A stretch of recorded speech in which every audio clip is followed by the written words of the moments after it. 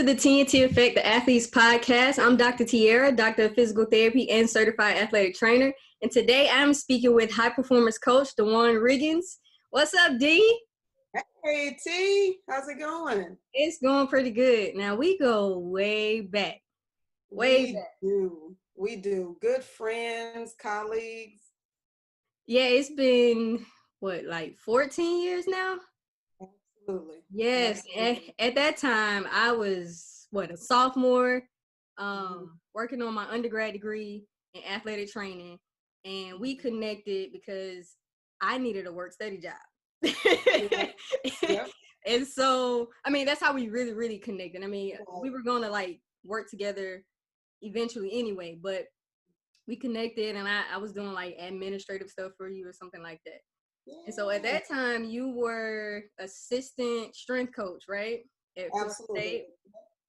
And what led you to, first of all, how did you get the job, and how did you get into strength training and just up until where you are now?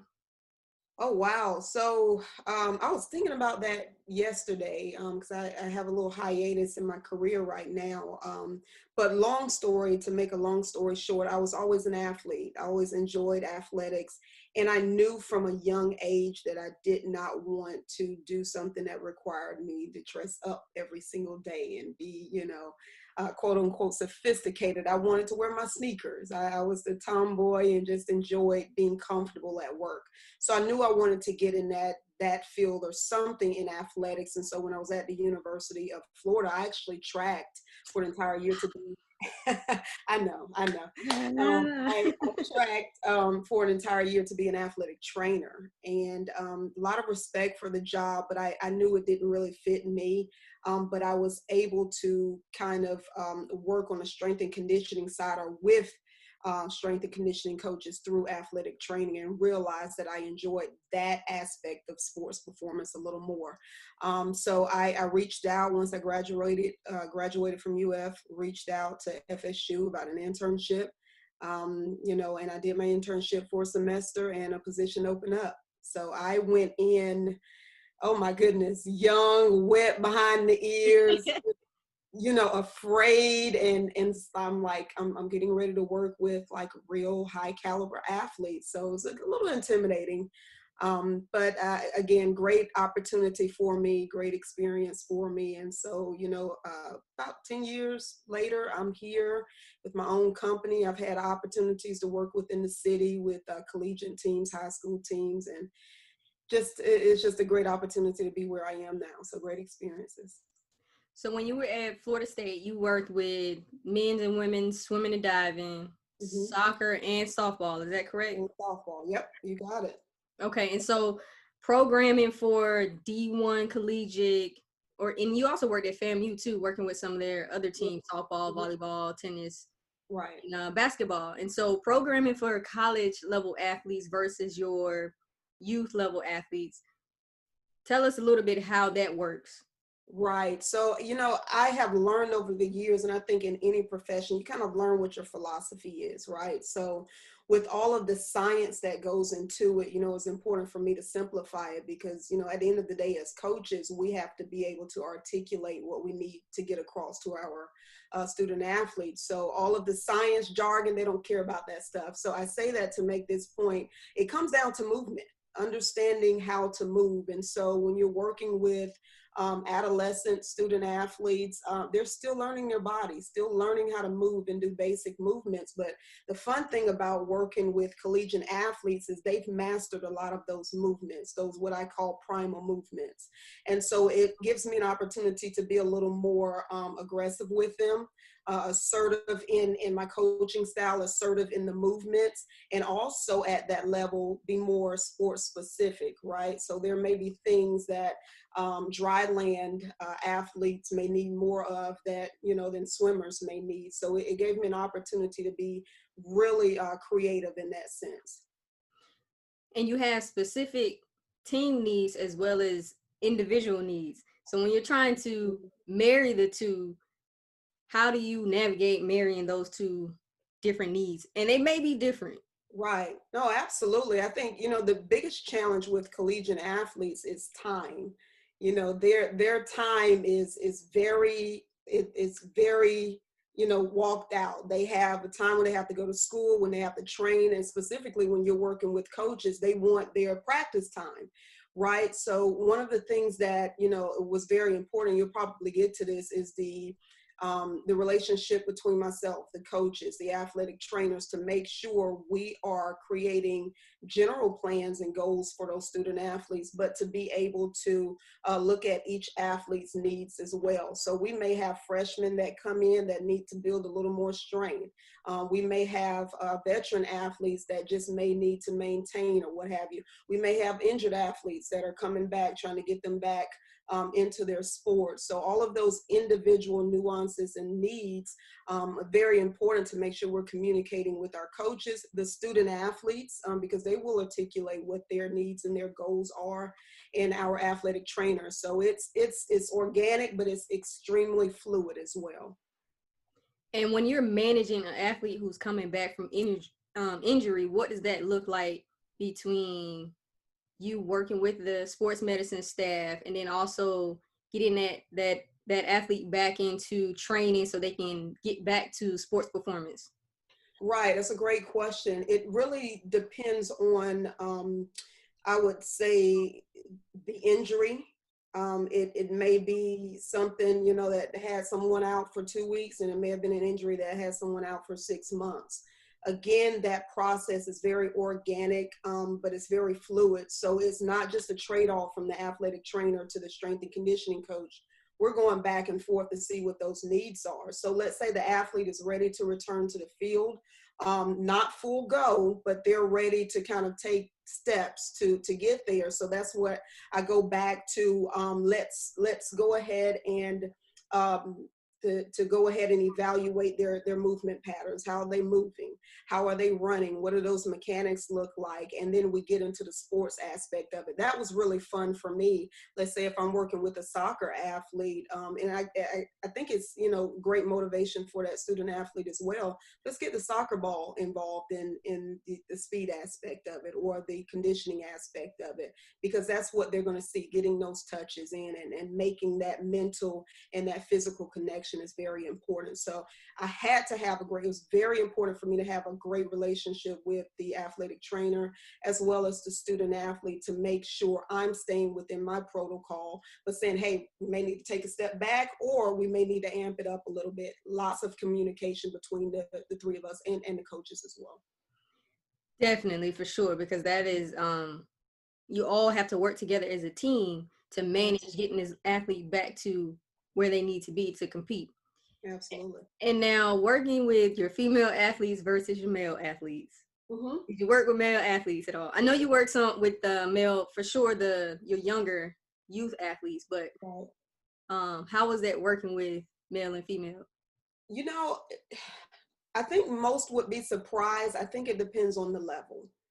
If I'm working with very small kids, then you have typically, and I think it progresses as they get older as well. And I guess it's just a biological thing or a physiological thing. The boys tend to be more aggressive and assertive, ready to go. But as you ramp it up, once we get to the collegiate level, they're just as assertive, as aggressive as the guys. And so, again, my philosophy and my approach, I try not to see them as male, female. I see them as student athlete, because, we can speak in general terms, but it goes back to what you asked me before. Every student athlete is going to be different. So I may have a female athlete that's bigger, faster, stronger than, that male athlete. So I can't go in and say male or female, but I would say as a broad stroke in terms of a difference, I think for me, because I'm a female, I love engaging the mental. I love getting my student athletes together and just chatting it up.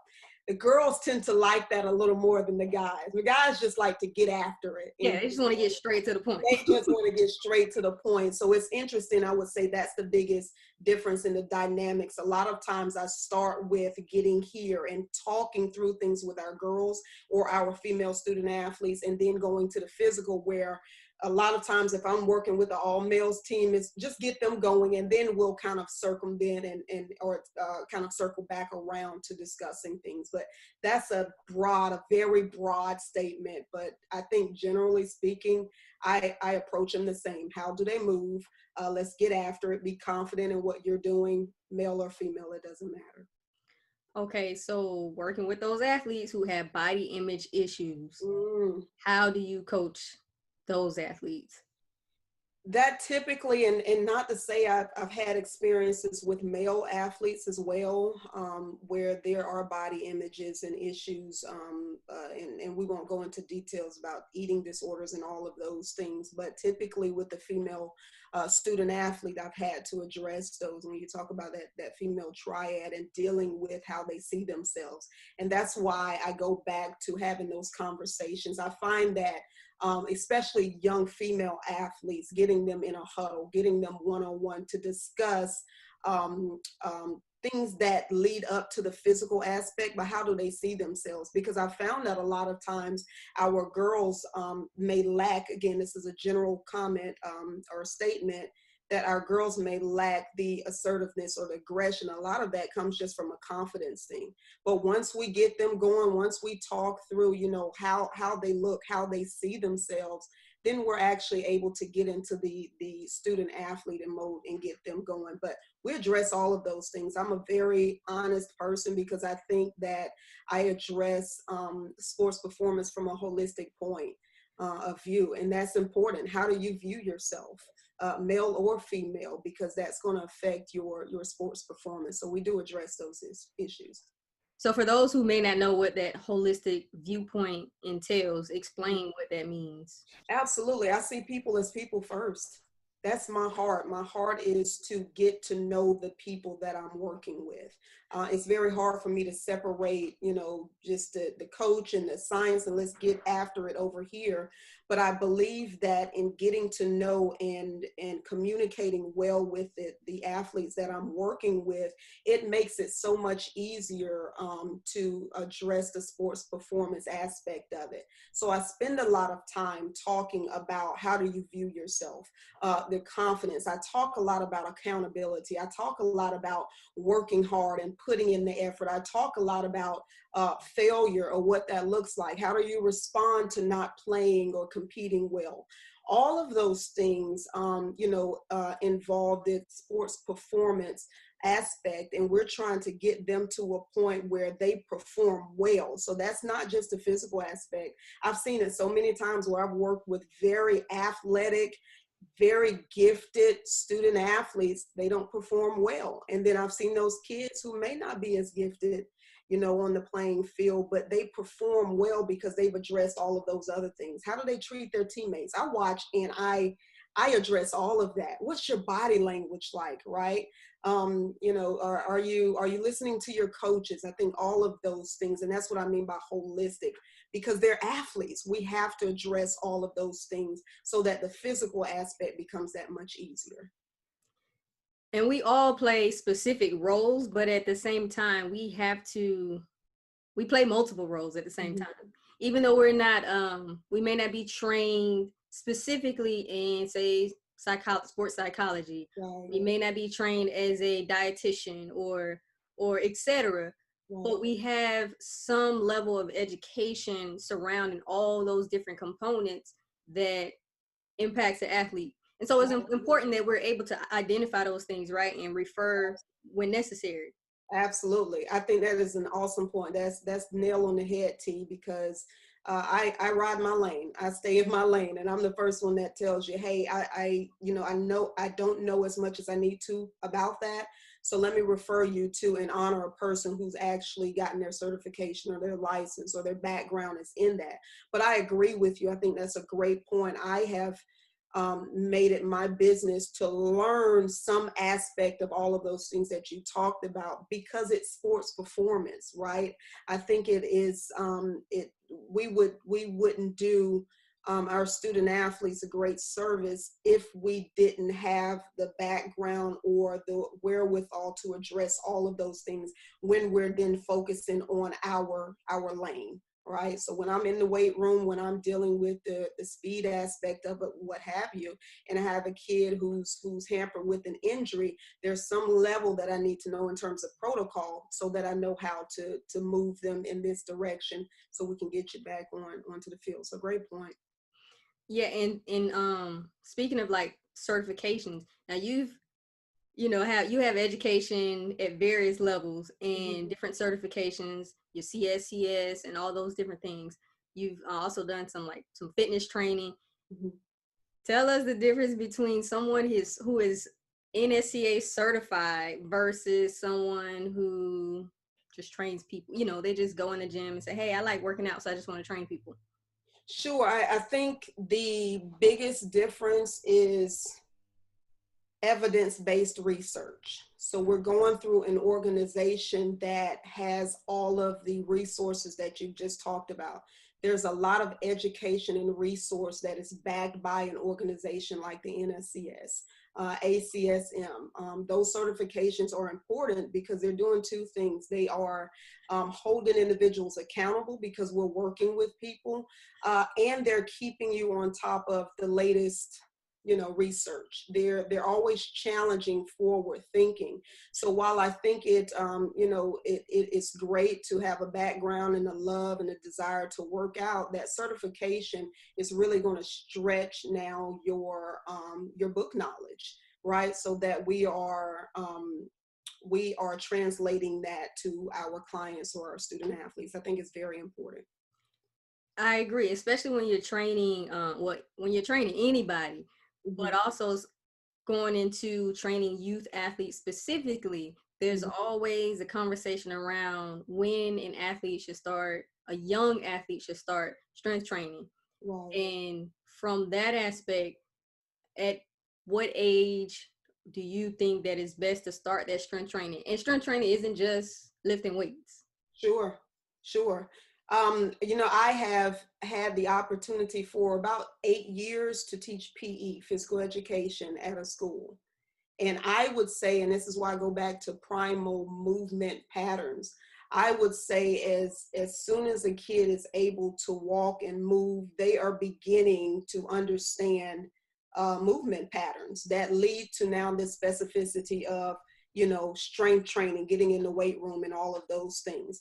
But as soon as they're moving around, that's why we have jungle gyms. That's why we have playgrounds. People don't understand that the weight room is just the adults' playground, right? So, I would encourage parents to get out and move with their kids, get going, because that's going to lay the foundation to now getting into more sports specific or functional specific movements. So, if you're asking me about strength training, getting into the weight room, well, let's start with, backpacks. Parents ask me all the time, well, I don't think they should be lifting weights. So they have 20 pounds on their back every single day. Yep. So to give them that understanding that it's not just about going and loading the weights, but just like anything else, there's a progression to this. So if we can get parents or anyone to understand the foundation of movement, that goes from once the child starts to crawl, there is a progression up to this. And so if we, it's our job, I think, as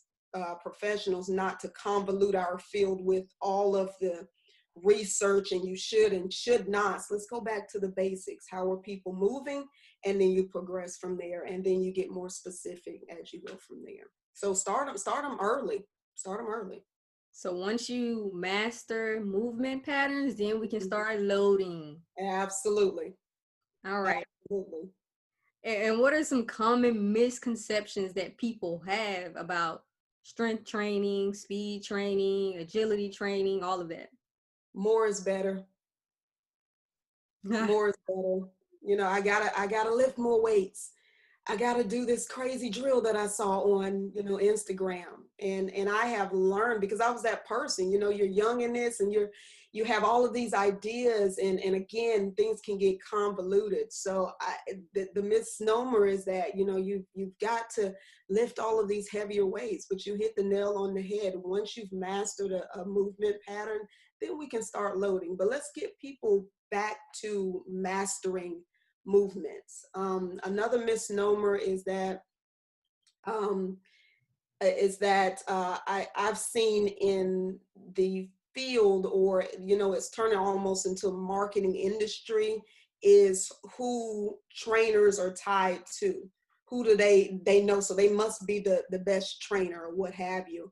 And I always encourage people, just do your research and make sure again that people are going back to the basics, because you can work with someone who has no gym at all, or you can work with someone who just came out of college, but they have the understanding of basic skills. That's what you're looking for someone to make you a better overall student athlete. And identify when your technique is off and correct it the right way. Absolutely. I think go ahead. Well, I was just about to say, that's a good point. Not being afraid. I think a lot of times, because we want to go bigger, go heavier, you got to lift more, that we can't be afraid to take weights off the bar. We can't be afraid to have, that 250-pound linesman, or I don't know if linesmen are 250 pounds, but a big linesman just lift with the bar, right? Yeah. Let's take the load off. I want to see how you squat, because that's going to show me a lot about how you even with that bar, how you're shifting, how you may be rotating your hips. We can see all of that with the bar, but a lot of times loads can mask some issues. Then we start getting into injury. So that's why it's our job to make sure we're doing what you just stated, to make sure we're diminishing that risk of injury, making sure people are moving correctly. Mm-hmm. And not only loads can mask those improper movement patterns, but the speed of moving the load too. Because a lot of times people try to go quick to get through it, and you don't see it. But once you slow them down, you see it. Absolutely. You're exactly right. It's interesting as well. One thing that I've started to incorporate, and I learned this working with Coach Krikorian at FSU, once you start to implement, let's say conditioning or what have you, once you start to implement that ball, things change, right? So you can get that kid that's fast. Oh man, they run from A to B really fast. Let's get them on a zigzag now. Let's get them to decelerate. Let's get them to incorporate a ball and run 20 feet ahead, and see what compensatory movements they have then. So. And I would say another one would be no pain, no gain. Oh yes, absolutely. That's a good one. All the time. You hear it all the time. Absolutely. But it goes back to, again, that's why it's holistic, T, that you have some basic knowledge of all of those things. Not that we're trying to be a jack of all trades, but having some knowledge of that, because if someone is experiencing pain through a movement pattern, let's take a step back. Let's address that, so now we can build the machine the right way. Great point. Exactly. Mm-hmm. Exactly. What impacts have you made on the athletes that you've worked with, or at least that you strive to make?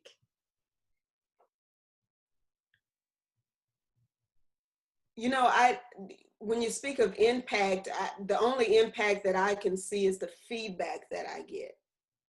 I can think in my mind, I can hype myself all day long in my mind. But I think it's important that you get feedback. It was interesting. I was talking to a student athlete that I had years ago at Florida State, and I still have them call or Facebook and, text me or through Instagram and say, Coach, I remember when you made us do this, and now I'm a coach and now I implement this thing. I think one of the things one of the biggest impacts that I've made is about details, paying attention to details, and taking pride in what you do.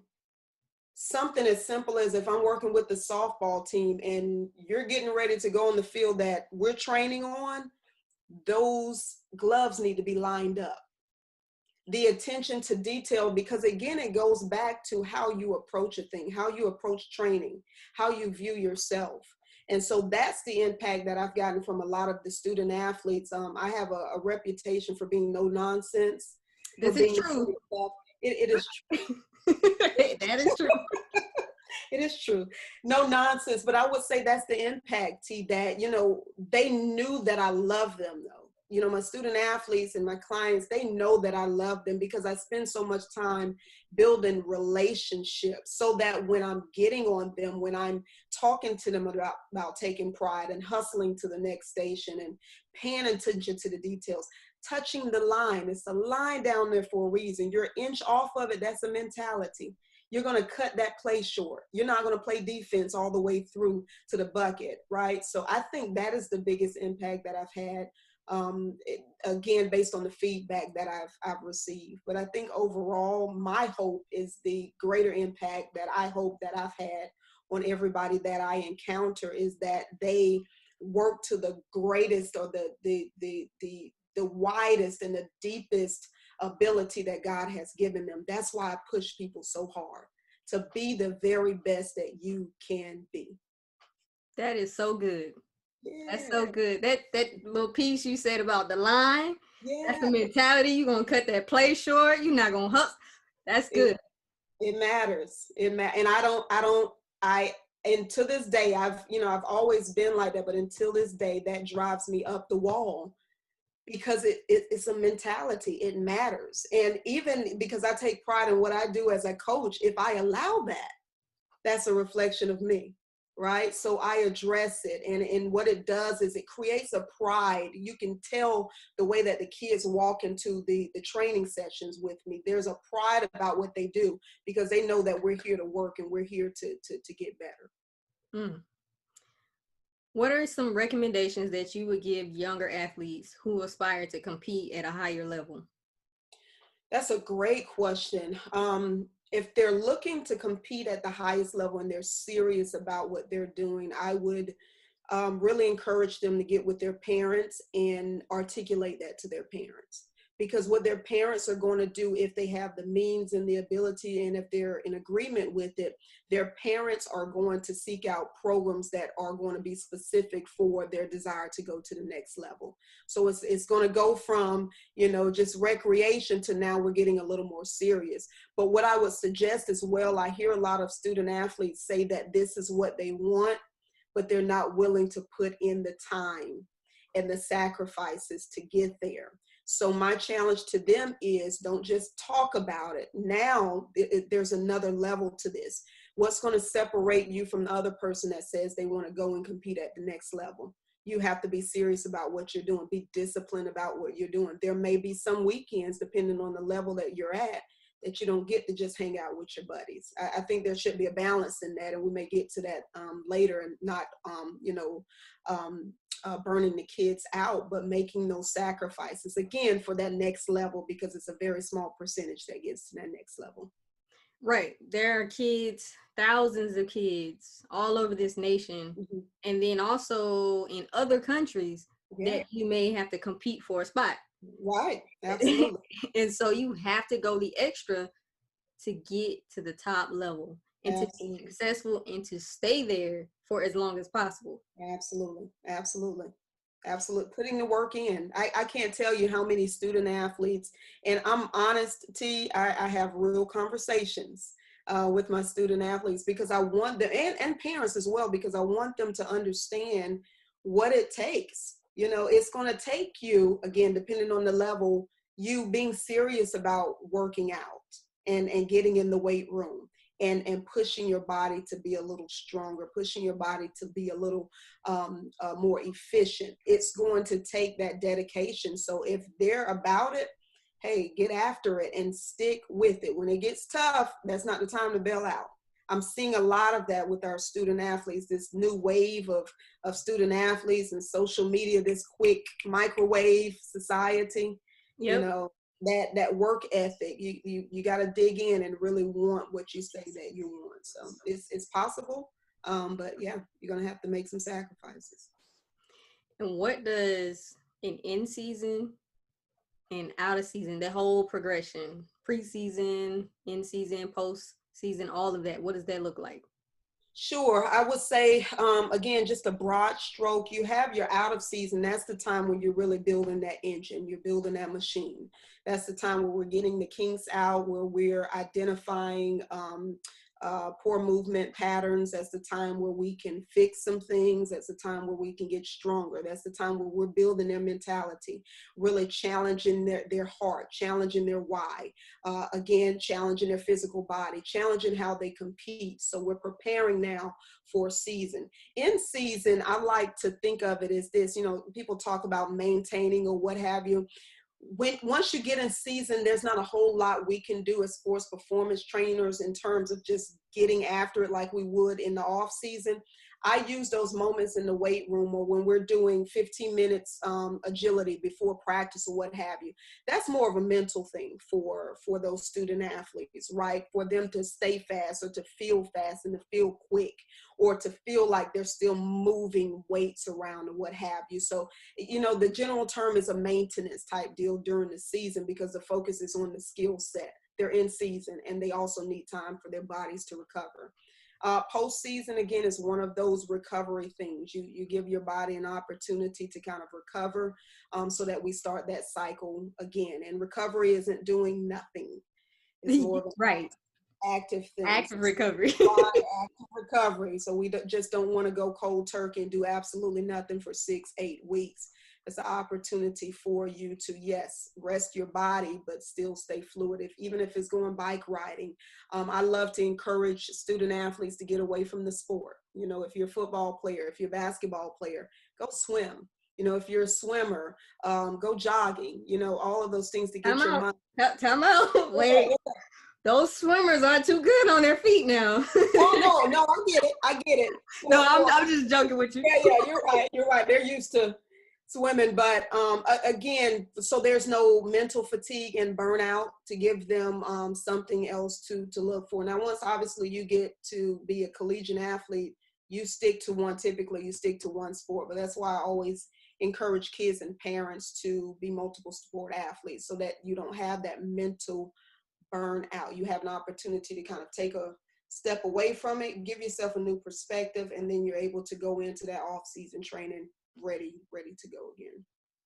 Gotcha. Yeah, no, I made the joke about the swimmers because they are great in the water, but they are terrible on land for some reason.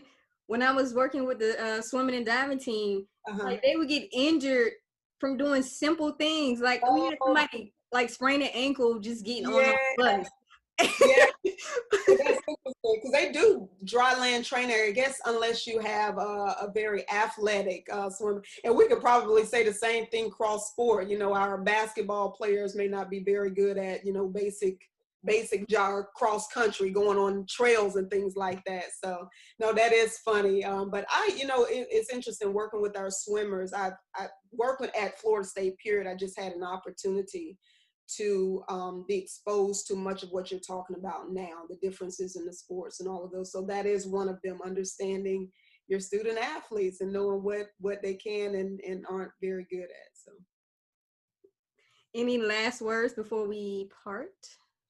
Sure. I think you mentioned it a little bit. I think it's important for us at the end of the day to remember our why. A lot of times as coaches and individuals in this field, the focus can, be on us. But I think it's so important to have a network of coaches, strength and conditioning coaches, skills coaches, athletic trainers, physical therapists, mental training coaches, all of us working together, because at the end of the day, it's about building the best athlete, optimizing their performance. And so we've got to be able to drop our ego, ride our lane, learn our lane, do our lane very well, but to also be able to extend our arms and say, hey, how can we help collectively make this student athlete the best? Sounds great. And where can people find you if they want to link up with you on social media or through your website? Absolutely. So my main website is driggins.com, and that's more of a hub to other websites and things that I'm working on with the APX. That's my health and fitness, my health and fitness company, and then I'm also working on some music as well. But driggins.com, you can find me on social medias as well. Dwan Riggins, that's DWAN Riggins, RIGGINS. All right, sounds good. Thank you so much. No problem. Thanks for having me, T.